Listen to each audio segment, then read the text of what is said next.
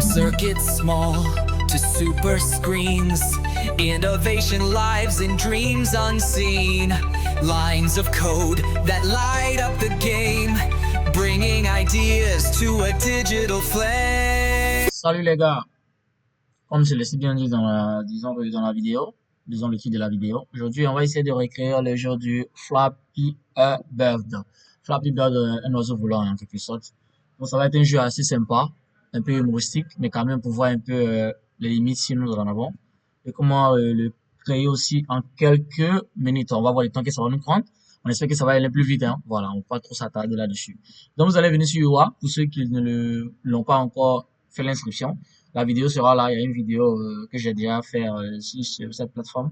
Une plateforme IA qui permet de créer des solutions un peu avancées avec l'IA. Donc vous allez tomber sur l'interface ici. Lorsque vous allez arriver, premièrement, vous allez avoir un peu, vous allez tomber sur cette page ici. Vous venez juste en bas ici, vous avez mis Create. Vous allez venir là. Et à partir d'ici, vous allez mettre votre prompt. Voilà, pour ceux qui... C'est un prompt assez simple, hein. Recréons le Flappy Bird avec l'IA. Maintenant, comme je l'ai si bien signifié dans la vidéo où j'ai présenté UA, il y a la possibilité qu'il permet de vraiment optimiser un peu le prompt. Donc, il suffit de taper sur tabulation. Si vous cliquez sur tabulation, automatiquement, il va vous mettre des informations à plus. Au fur et à mesure, il peut en ajouter. Voilà, vous voyez, il peut en ajouter tout ça pour essayer d'optimiser le prompt. C'est ce qui me plaît avec, disons, cette plateforme. Donc, ce que nous allons faire, nous allons lancer et ça va commencer à chercher. Donc, ça va s'exécuter comme ça. Voilà, tout simplement. Donc, ce que nous allons faire, on va se retrouver tout juste après qu'il ait créé tout ça. Parce que si je décide de laisser tout le temps qu'il va prendre, ça va vraiment nous prendre énormément de temps. Donc, on se retrouve tout à l'heure pour le résultat. Ok les gars, le jeu vient d'être déjà créé. Voilà, ça m'a pas pris beaucoup de temps, hein. Ça a été un peu plus rapide que prévu. Et c'est ce qui fait un peu la particularité de cet outil-là. Assez exceptionnel, assez rapide, tout ça. Donc, ce que nous allons faire, on va tester le jeu pour voir s'il fonctionne correctement. Donc, vous pouvez voir ici, ils ont mis Flappy Bird. Aider l'oiseau à voler entre les tuyaux. Voilà, pour ceux qui ont déjà joué à Mario, voilà, le début de Mario, c'est un jeu en quelque sorte.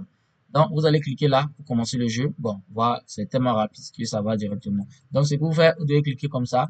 Et vous allez voir, il y a des tuyaux qui apparaissent. Voilà, une fois que vous touchez, vous perdez le jeu. Donc, c'est un jeu assez intéressant. Vous aurez le lien dans la description. Voilà, pour ceux qui veulent tester le jeu également. Donc, vous pouvez voir, là, on vient de passer. Donc, c'est comme ça que ce jeu a été conçu. Donc, ici, on va l'agrandir, voilà, pour qu'il soit sur le plein écran, pour voir un peu tout ça. Donc, on va jouer. Voilà, on va jouer ensemble pour voir s'il a vraiment bien réussi. On voit que ça compte. Le score compte directement. Lorsqu'on passe les tuyaux, ça compte directement. C'est un peu difficile à jouer et le jeu le fait pour ça. Donc, c'est un peu ça. Donc, on voit que c'est vraiment sympa. Yoa, il arrive à nous faire cela. Et de toute façon, c'est simple, hein. Voilà, je lui ai mis juste le prompt. Comme vous l'avez vu, je l'ai collé. Automatiquement, en quelques secondes, pour ne pas dire en quelques minutes, il nous a recréé ce jeu de façon extraordinaire et de façon simple. Donc, c'est un peu la force de ces outils-là. On arrive à créer des choses vraiment rapidement, extraordinaires.